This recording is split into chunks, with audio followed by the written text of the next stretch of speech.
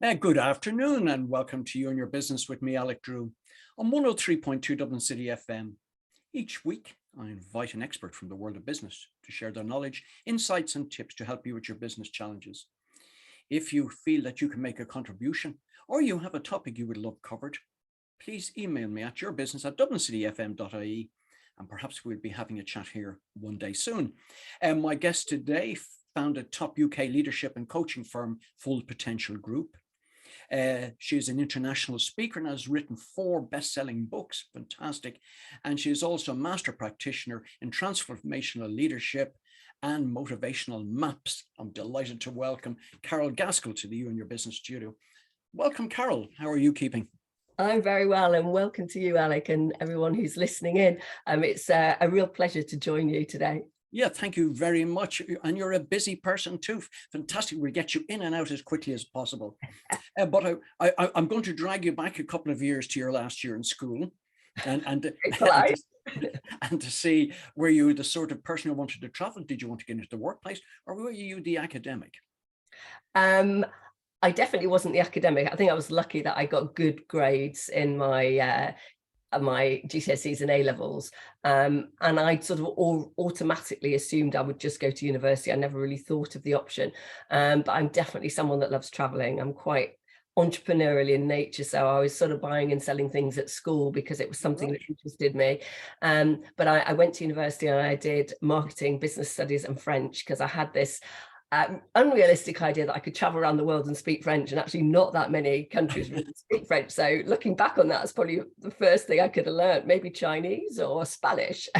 Yes, it's amazing. You were keen to travel, so to use the old expression, getting a passport to do that, and I don't mean in the real sense, but you took a job on, got some work, and then used that to project yourself off into the world.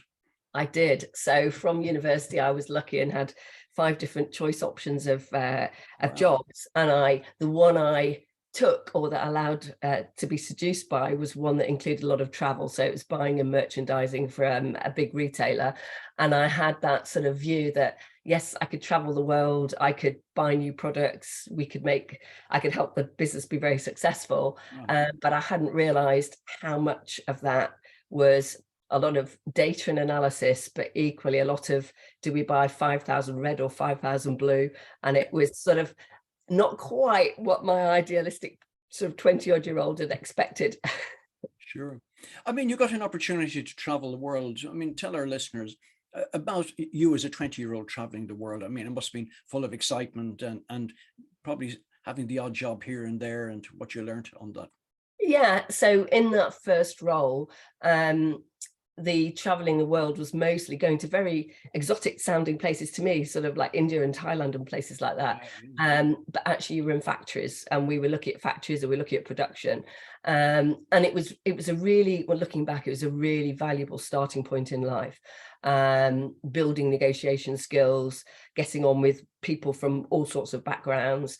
But actually I realized that wasn't the real career choice for me. I'd probably not analyzed that type of career enough. And so my sort of urge for travel really pushed me to resign from that job when I was given a nice healthy bonus, and rather than stay, I was given a bonus, and I thought, actually, I'm going to buy myself a round the world ticket, because if I don't do it now, I'll never do it. And so I traveled around the world like many people do, and started in the States, but then went over to eventually into Australia. And actually I got a job in Sydney. Well, I got 2 jobs in Sydney. So the first one was raising money for the flying doctors, on the phone, and really so supporting charities was something that I really wanted to do. So I did that for free as a volunteer, but then I got into a new business that was starting up, which was retail, and they gave me the job because they'd seen my career in London and thought, wow, we'll take this person on to help us grow. And so I started in that, and then realized it was Groundhog Day, because the whole reason that I did my first job, I just replicated somewhere else in the world. So I carried on traveling through Asia and had all sorts of great experiences there, and Europe, and then came back and then thought, what career do I really want? And a bit of that standing back, I wish if I'd known now if I'd known what I know now, I could have guided myself a little bit. But I realized that have got quite a strong entrepreneurial spirit, and yes, I like traveling, but I also like scaling and growing businesses. So I looked at, well, which are the sectors that are really growing and how can I really use my marketing to do it. So I was looking for a business that wanted to be quite open about allowing people to market without too many rules and regulations, but equally to open new marketplaces. So I was very fortunate. I found a role in the very early days in publishing, but entertainment publishing. And so videos, and actually DVDs didn't exist in that time, which shows my age. So I remember those days myself. It was VHS. And so we were quite a groundbreaking business, because in the days when I started, people used to go and rent That's right. to watch. We didn't stream them on Netflix or anything. We actually had to go and physically rent them from a shop and then take them back several days later. Being that soldier. And we sort of said, hold on a minute, people will probably want to own some of these things rather than rent them. So my first marketing role was to convince people to buy a film or buy a video rather than rent it. And so I worked for a company called Video Collection International, and we were the first business in the world to actually sell videos and ultimately DVDs, CDs, etc.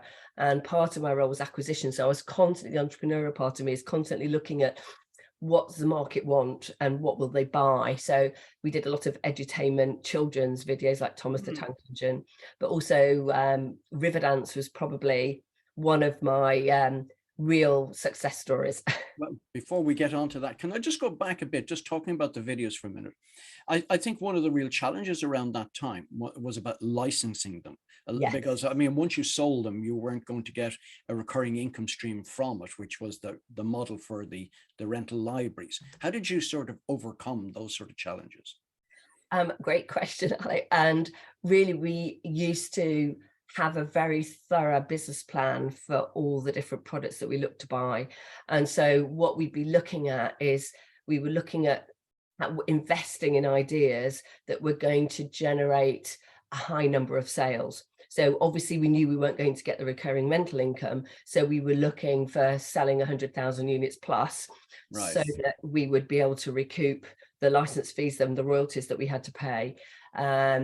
And we were also looking at how we could branch out, so build brands and then branch out into other products. So part of the idea was, one of the things I was involved in a lot was fitness. And so in the days of Jane Fonda, if people remember Jane Fonda, the video. And so we then looked at, well, you know, who are celebrities that we could potentially create a fitness video from? And yes, can we sell 500,000 units of that? But then will they next year want to buy the next video program? So we were constantly looking for series. Right, that's very interesting. And if you're just joining us now, you're listening to You and Your Business with me, Alec Drew, on 103.2 Dublin City FM, where my guest today is Carole Gaskell. Fascinating, Carole, because again, you were opening up new markets, but certainly in huge volumes that obviously attracted people in. And then also, I mean, the Jane Fonda, I'm sure she had a number of videos that one followed the other that generated huge amounts of sales. Yes, and obviously someone like Jane Fonda and other celebrities that we did videos for needed quite high royalties. So the other challenge was, could you create an own brand? So one of the video series that we made most money out of, we didn't have any celebrities, and we did that on purpose, but we took people and we did a before and after. So I called it the Shape Challenge, and we took people who weren't comfortable with their shape and wanted to lose weight, and they did a 10-week program, and then we filmed them afterwards and we showed what they did, and we sold millions of those. And actually, from a profitability point of view, they were a lot more profitable to us because the people were unknown. So again, it's like the own brand, isn't it? That yes, you can have a celebrity endorsed product, but you can create your own brands too. And that's really what we were doing. There must be an interesting lesson for our audience out there just to round that, because obviously the celebrity attraction is the one that will generate the instant sales. What was your sort of route to market with the sort of before and after, and how you got your message out around that? Well, we did quite a bit of market research to look at what do people really want. And ultimately, for someone doing a fitness video, they wanted, what the research showed is they wanted to improve their shape. And yes, it might be inspiring to have a celebrity-led product, but fundamentally they were about improving their shape. So if you could get the title right and the proposition right, it didn't matter whether it was Cher or Jane Fonda, or we did Beverly Callard, who's on Coronation Street, as examples, or Rosemary Conley, if people remember Rosemary. Yes, it's nice to have a celebrity as a little bit of an endorsement, but actually we found that people wanted real people. You know, I'm an ordinary person, and I want to look at an ordinary person and see how an ordinary person can change their shape, rather than someone else who might have cosmetic surgery or might have extra support. So it was the market research that really helped us understand what was driving people's purchases. And I mean, there's a really good lesson there for people who are always cynical about marketing. If you know what you're doing and who you're targeting and how to create that message, there's the success, and you've just demonstrated it. Yeah, and we're all surrounded all the time with so much evidence. Our customers, our clients tell us what they want. And so one of the key things is listening. And I think, you know, now world's so agile, there's so much changing. And I think, myself included, sometimes the answers are right there in front of us, but we've just got to take the time to stop and listen to what people need, and then look at how we can adapt our products and services to support them. Yes, and stop giving them stuff you want to give them, and give them the things they want themselves. Well, it's nice to have a bit of a win-win on both of those, Alec. Yeah, it is. It's great. But talk about Riverdance. I mean, that must have been, because that was a sort of defining moment here in Ireland, in the sense that I remember seeing it, and it really was transformational, and the show that came out of it.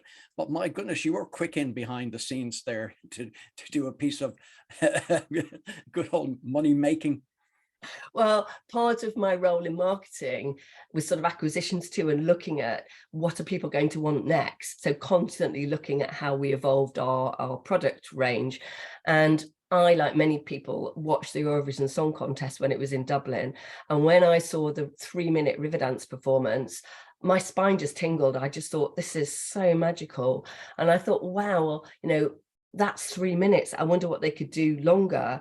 And that would be the sort of show that if you could video and capture, people would watch over and over again. It's such a feel-good movie, or was a feel-good film when we filmed it. And so we literally picked up the phone on the Monday morning after we'd seen the Eurovision Song Contest and contacted Mojo and Motivational, who's the producer, and started talking about the possibility of creating a show and creating products and videos, DVDs, etc. as a result of that. And we never looked back. It was such, it was so inspiring to me, the impact of someone watching that show. I mean, I probably watched the show live at least 30 times, but, you know, having the video and watching it, and the impact it had on families and on people to make them feel good. And I think for me, one of my passions in life is, how do you help people fulfill more of their potential? And if people feel good and they feel motivated and they feel inspired, it really revs them up. And I think Riverdance did just that. Yes, no, you're correct, because I remember it here as well. And it's just one of those moments you remember seeing and kind of going, wow, it had really had the wow factor. But again, you certainly must have had people behind you with deep pockets to get involved in signing up contracts. Or did you get in so quickly on the early days that we were very quick? And I remember going to see my CEO on the Monday morning, and I just said to him, we need to buy this. I said, look, I'd taken a quick sort of like rough video of the Eurovision Song Contest, and I showed it him, and he just said, oh, people aren't going to buy that, you know. And so the very first skeptical thing was that getting the board to go, actually, yes, I think there's potential. And we, like many things, you start small, don't you? I mean, Moya didn't know where it was going to go either. So we started small, but we were a really strong partnership. And I think that's the other thing about business, is you can constantly create new ideas and evolve them, but ultimately it's about the relationships you build. And we built really strong relationships and a huge degree of respect, so that we could co-create as we went along. And we were very fortunate that obviously was a big following in Ireland, but again in the UK, but then we spread it in America. So I set up a business in America and Australia to really get it out there to more people. Sure. And I mean, here we are, my goodness, I don't know how many decades later, that show is still touring the world in about 3 or 4 different troops taking it. Yeah, and Michael Flatley. Yeah, Michael Flatley's got his own Lord of the Dance and other things he's created. So there's so many spin-offs now. Oh, fantastic. Fantastic. What a great spot to get that and get in. Well done, I must say. So anyway, you were doing all of this and making money for lots of people. Um, where were you going to go to next, though? I don't think I ever had a long-term game plan. And I think that's probably another thing, looking back, the wiser me would go, Carole, when you were younger, stand back and think about what do you really want. And life always makes sense when you look backwards rather than forwards. But I always wanted to feel like I was doing something that felt meaningful and purposeful and that I could make a difference to people. So the fitness videos made a difference. The Thomas the Tank Engine made a difference to children. Riverdance made people feel great. So I was constantly looking at how can I do things that would make a difference to people. And while I was running Riverdance and launching Riverdance in the US, I trained as a counselor and then as a coach, more for my own set personal enhancement, if you like, and feeling like I wanted to give something back. So I trained as a coach in the States when I was working for Riverdance in the States, and was doing free coaching for people. But it started to make me think I'd like to do work that feels more meaningful and has a more direct impact on people. And when we actually sold VCI, and we were approached by lots of big corporate companies, and ultimately it was sold to the BBC, and I was so entrepreneurial, I didn't want to stay and be locked in again when we could make the rules up ourselves. And so I took the opportunity to leave. And I actually set myself up as a marketing consultant and had some high profile clients, but I was doing free coaching on the side. And I was getting my energy and my love and enjoyment from the coaching. And I was lucky enough to have a bit of a break. And I think luck definitely comes into this as much as judgment. I was lucky enough to have a break. And one of my coaching clients gave a very glowing interview to the Daily Telegraph about the impact that the coaching had on him and his business. And I was inundated with calls, and really that led me to setting up a coaching company.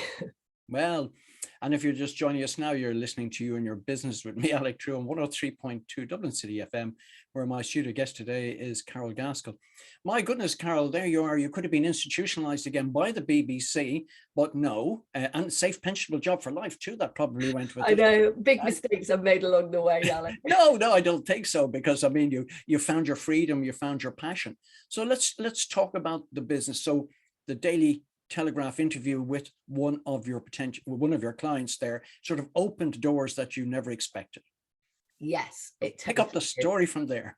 Yeah, and so yes, I was inundated with requests for people wanting coaching, and at that time I set up my first company called the Life Coaching Company, which looked really holistically at people's lives and work, and there were too many people for me to coach. So fortunately, on my training, I'd come across a lot of other great coaches. And so it actually encouraged me and gave me the opportunity to set up a business and employ other coaches, and also have contracts with associates to deliver some of the coaching. So I was really lucky in that point. And then I also had a second lucky break where one of my relatively early clients, about a year in, was actually a book publisher. But she came to coaching not revealing that. And she'd been tasked by her publishing company, which is HarperCollins, to find someone to write a book on coaching. So she'd gone undercover to quietly interview a few coaches and have a bit of coaching. So I was coaching her naively, not realizing that she was undercover. And then 3 sessions in or whatever, she sort of said to me, Carole, have you ever thought of writing a book? And I said, well, I'd love to write a book at some point, but I hadn't really thought about it right now. And she said, well, actually, I have to be honest, I'm a book publisher and we're looking for someone. And would you be up for writing a coaching book? Wow. There's so much in all of that. I'm just trying to get my head around it. Fantastic. Let's just talk about the coaching. Well, you're inundated with work, and typically most people just throw themselves into it. However, you realize that there's other, revenue models out of this. So you now have to find time to bring in associates, train them up, give them a program. How did you fit all that in? Well, I really felt that I wasn't necessarily the best coach for everybody. And so that really galvanized me to feel that we could make more of a difference to more people if they were matched with the right coach. And so my passion was to make sure that people were being given the right support. So that really galvanized me to have a team of quite diverse coaches. And at that point, the coaching was not formulaic in that we'd all been trained, we were all professional coaches, but we often had our own way of doing things. So yes, there were some common themes, and my first book was called Transform Your Life, and I took everybody through my 10 steps and got them familiar with it. But coaching is quite a facilitative style, and every coach has their own way of facilitating. So in a way, I was lucky because I could familiarize themselves with the content, but ultimately it was up to them how they worked with their clients to make it match. And, you know, every single person is unique. So every coaching situation and relationship is unique. So it wasn't, you have to do it like this. Right. But also it was your brand that was out there. I mean, people were borrowing your brand. So you had to be careful that there was standards maintained.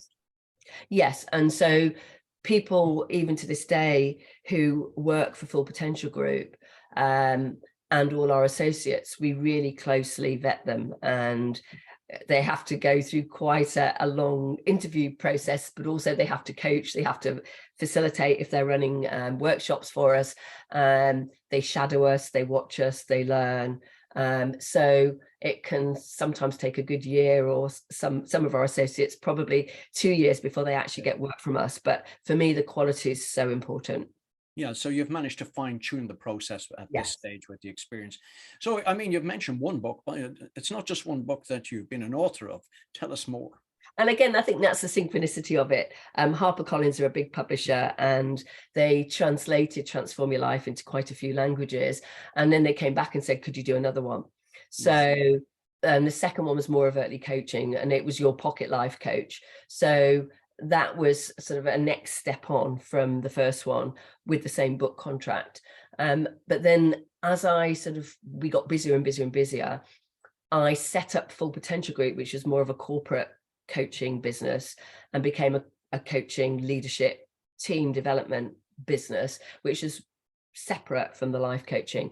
So in that business, where we might be coaching the exec team or the C-suite, or we could be cascading coaching skills across a business, or leadership development across a business, I embarked on writing some new books. So Full Potential Leadership was a book that we still use today with many of our leadership development programs. And then due to a lot of demand, I wrote a book called Full Potential Coach, which shows leaders and managers how they can use coaching as part of their day-to-day life.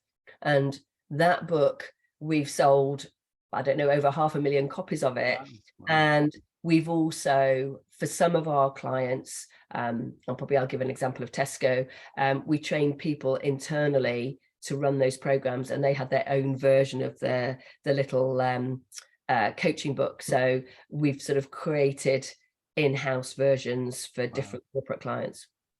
Well, I mean, it's fantastic. I suppose we always hear everybody has a book in them. The problem is them getting it out of them. Yeah. So again, you were a busy person with all of the work that you were doing. How did you manage that? We're not going to spend a long time just talking about writing books, but how did you motivate yourself to get that out, and what sort of help did you need?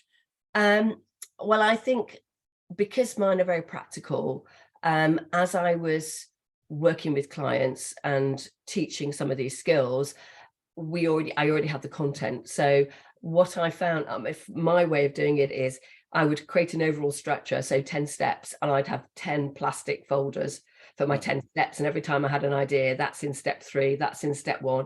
And so I just gradually gathered 10 lots of information. So I had all my information, and then it is the discipline of just how do you write that? And for me, I'm not fast at typing. So actually for me, I recorded it. And I found the recording and then the transcribing was faster for me, but people have different ways of doing it. But having said that, Alec, I'm really not perfect, because having written those 4 books, I've had so many other ideas for other books, but I've just not done them. So, we can only do so much. Yes, but at least you've done a lot. There's so many people have so many ideas and do nothing with them.